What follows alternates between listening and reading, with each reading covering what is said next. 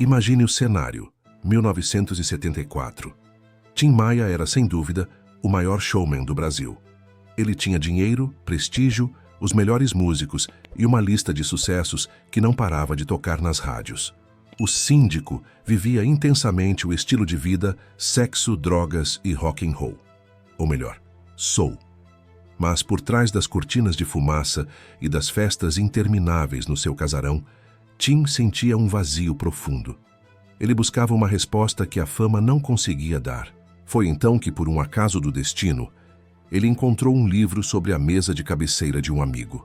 Um livro de capa branca, com letras pretas, que mudaria sua vida, sua carreira e quase o levaria à falência. Universo em Desencanto. O que aconteceu nos dias seguintes foi uma transformação que ninguém na indústria fonográfica conseguiu entender. Tim Maia, o homem que não aceitava ordens de ninguém, tornou-se um seguidor fervoroso de Manuel Jacinto Coelho, o líder da seita Cultura Racional. A mudança não foi gradual, foi um choque térmico. Do dia para a noite, Tim parou de beber, parou de fumar e abandonou qualquer tipo de entorpecente. Ele se tornou vegetariano e passou a exigir que todos ao seu redor seguissem o mesmo caminho. Mas o mistério não parava no comportamento pessoal. Ele decidiu que sua arte, seu maior patrimônio, agora pertencia exclusivamente à imunização racional. Nessa época, Tim estava terminando de gravar 2 álbuns para a gravadora RCA. O material era considerado por muitos como o melhor que ele já havia produzido tecnicamente. Eram composições ricas, arranjos de metais impecáveis e a voz de Tim estava no auge da potência. Mas, ao abraçar a nova crença, ele olhou para aquelas letras que falavam de amor, festas e sentimentos mundanos e sentiu repulsa. O que ele fez a seguir é um dos episódios mais radicais da história da música. Ele exigiu que a gravadora não lançasse o material original.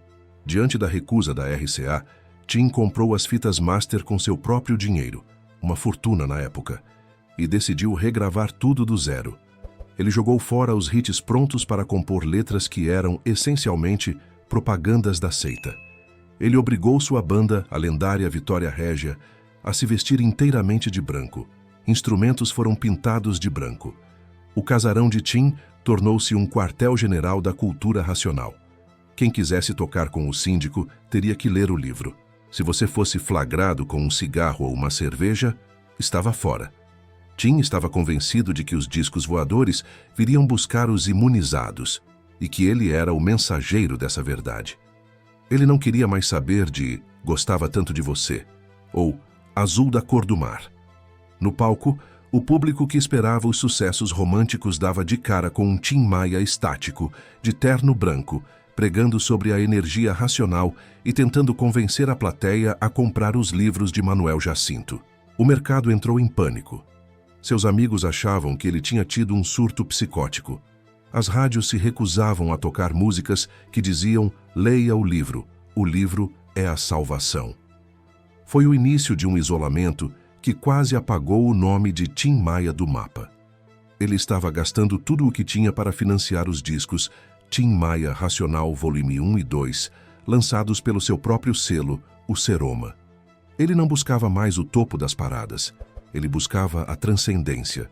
Mas a pergunta que fica para o próximo capítulo dessa história é: o que aconteceu para que esse fervor religioso terminasse de forma tão violenta e repentina? O que Tim descobriu que o fez quebrar os discos e nunca mais querer falar sobre o assunto? O ano era 1975, e quem passava em frente ao casarão de Tim Maia no Recreio dos Bandeirantes via algo que parecia saído de um filme de ficção científica. Não havia mais festas, não havia mais o cheiro de maconha que costumava infestar o ambiente, e as risadas altas foram substituídas por um silêncio quase monástico. Tim estava em uma missão. Ele não era mais apenas o síndico, ele era o arauto de uma nova era. E aqui entra o maior paradoxo da história da música brasileira. Enquanto a mente de Tim estava mergulhada no que muitos consideravam um delírio ufológico, seu corpo e sua voz atingiam a perfeição absoluta.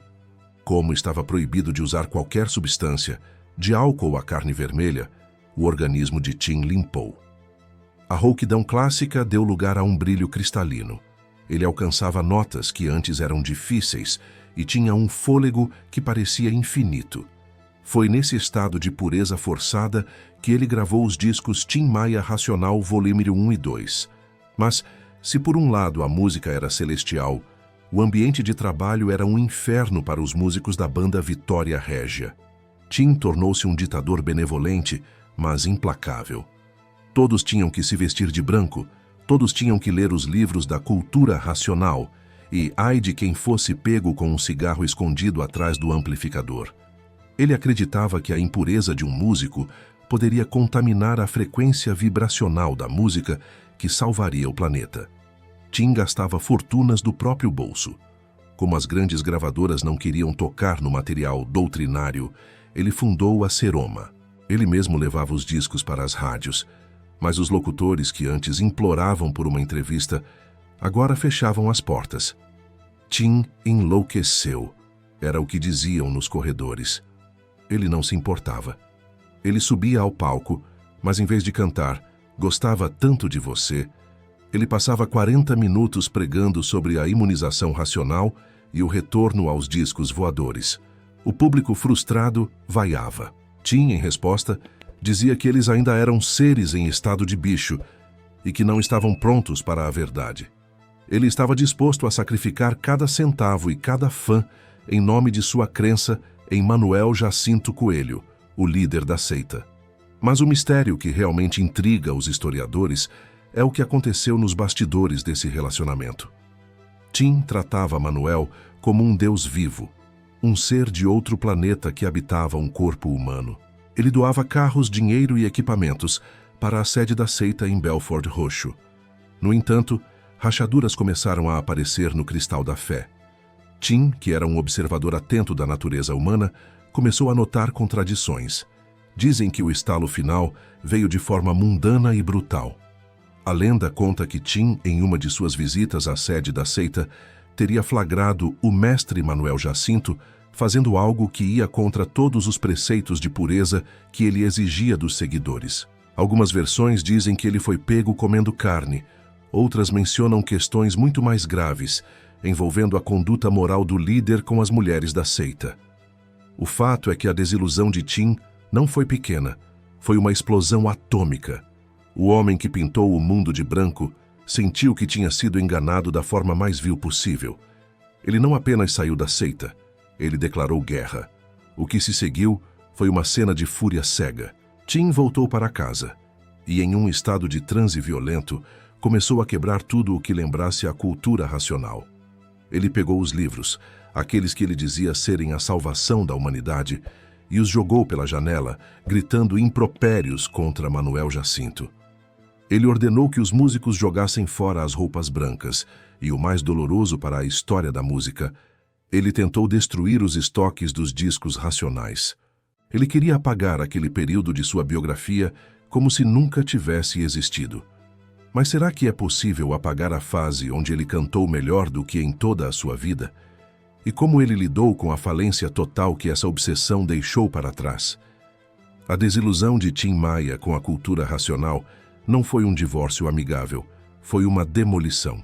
Assim que a ficha caiu e ele percebeu que Manuel Jacinto Coelho não era um ser iluminado, mas sim um homem comum com fraquezas muito mundanas, o síndico reagiu com a mesma intensidade com que amou a seita.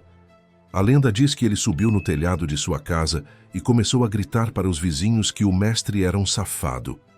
Ele ordenou uma limpeza étnica cromática em sua vida. Tudo o que era branco deveria sumir. Paredes foram repintadas às pressas. Instrumentos ganharam novas cores e as roupas brancas foram queimadas ou doadas. Tim queria apagar cada vestígio daquela lavagem cerebral. Mas o retorno à liberdade veio com um preço altíssimo. Tim Maia estava falido. Ele tinha investido cada centavo de seus anos de glória na produção dos discos, na compra de livros para distribuir de graça e no sustento da seita. Ele saiu da fase racional devendo para Deus e o mundo, mas com uma sede de viver que beirava o perigo. O homem que passou meses sem tocar em uma gota de álcool ou qualquer substância, mergulhou de cabeça no que ele chamava de triatlo, uísque, cocaína e maconha. Era como se ele estivesse tentando recuperar o tempo perdido, punindo o próprio corpo pela disciplina que havia seguido. Musicalmente, ele estava em um limbo. Ele odiava os discos racionais. Durante anos, se um fã chegasse com o volume 1 ou 2 para ele autografar, Tim era capaz de pegar o disco e quebrá-lo na frente da pessoa ou jogá-lo no lixo, gritando: "Não ouve essa porcaria não, isso é lavagem cerebral." Ele voltou a gravar sucessos comerciais como Sossego e Descobridor dos Sete Mares, tentando reconstruir sua fortuna. Para o grande público, a fase racional tornou-se apenas uma anedota engraçada, uma loucura de artista que tinha passado. O que ninguém esperava é que o tempo faria o trabalho de transformar o lixo de Tim em ouro puro. Com o passar das décadas, colecionadores de discos e DJs da Europa e dos Estados Unidos começaram a garimpar o soul brasileiro. E o que eles encontraram nos sebos do Rio de Janeiro foram aqueles discos de capa branca que ninguém queria. Quando colocavam a agulha no vinil, o que ouviam era algo sobrenatural. Era um Tim Maia com a voz mais limpa da carreira, acompanhado por uma banda que tocava com a precisão de um relógio suíço, entregando o funk mais pesado e espiritual já feito fora de Detroit ou Memphis. O mistério em torno da tiragem limitada, já que o próprio Tim tentou destruir os estoques, fez com que os preços explodissem. Hoje, um exemplar original de Tim Maia Racional Volume 1, em bom estado, pode custar milhares de reais, sendo um dos itens mais cobiçados da música mundial. Ironicamente, a obra que Tim mais desprezou e que quase destruiu sua vida é a mesma que selou sua imortalidade como um gênio absoluto, capaz de criar beleza mesmo no meio do caos mental. Tim Maia partiu em 1998, sem nunca ter feito as pazes totalmente com aquele período. Ele preferia ser lembrado pelo balanço, pela festa e pela fubana. Mas para os verdadeiros devotos da música, o Tim de branco, pregando para discos voadores, foi o momento em que o síndico tocou o divino, mesmo que tenha sido por engano. A fase racional permanece como o maior "e se" da nossa música. E se ele nunca tivesse saído? E se ele tivesse continuado com aquela voz perfeita? Talvez não teríamos o Tim Maia que aprendemos a amar, com todas as suas falhas e excessos. No fim das contas, ele jogou tudo fora para encontrar a si mesmo de novo, deixando para nós o rastro de um mistério que nem a ciência, nem a religião e nem os discos voadores conseguem explicar. A história da fase racional de Tim Maia tem uma reviravolta final que parece roteiro de cinema. Durante décadas, o próprio Tim foi o maior censor de sua obra. Se dependesse dele, as fitas master teriam sido apagadas e os discos transformados em cinzas. Mas a música tem vida própria. Nos anos 90, pouco antes de sua morte, uma nova geração de artistas brasileiros como Marisa Monte começou a regravar Imunização Racional, trazendo aquela sonoridade de volta ao mainstream. Tim, sempre pragmático quando o assunto era dinheiro, aceitava os royalties, mas mantinha o discurso: "É música de louco, mas se tá pagando as contas, tudo bem." O que o público não sabia é que o mistério era ainda mais profundo. Por muito tempo, acreditou-se que existiam apenas os volumes 1 e 2. Porém, rumores sobre um volume 3 assombravam os colecionadores.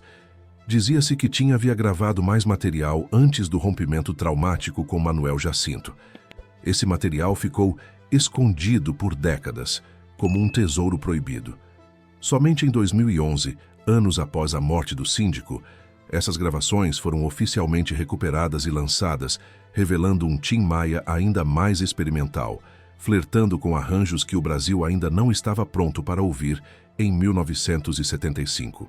A grande ironia da vida de Sebastião Rodrigues Maia é que o período em que ele foi mais infeliz e aprisionado por uma doutrina foi o período em que ele atingiu a liberdade técnica mais absoluta. O homem que pregava sobre desapego material criou o item mais valioso do mercado fonográfico brasileiro. O homem que queria ser um ser racional e puro acabou sendo amado justamente por sua passionalidade e suas contradições humanas. Hoje, ao ouvirmos os gritos de leia o livro, não ouvimos apenas uma propaganda religiosa. Ouvimos o grito de um artista que estava buscando algo maior que a fama, algo que fizesse sentido em meio ao caos da ditadura e do sucesso esmagador. Tim Maia não encontrou a salvação nos discos voadores ou na energia racional, mas, sem querer, ele salvou uma parte fundamental da música brasileira do esquecimento. Ele tentou destruir seu passado, mas acabou construindo um monumento que o tempo jamais conseguirá derrubar. No fim, a fase racional não foi um erro de percurso. Foi o momento em que a alma de Tim Maia brilhou tão forte que ele mesmo não conseguiu suportar. Mas e você? Acha que o Tim Maia realmente enlouqueceu naquela época ou ele foi apenas uma vítima de sua própria busca espiritual? E o mais importante, se você encontrasse um desses discos originais de capa branca hoje, você guardaria como uma relíquia ou tentaria vender pela fortuna que eles valem? Deixa aqui nos comentários a sua opinião.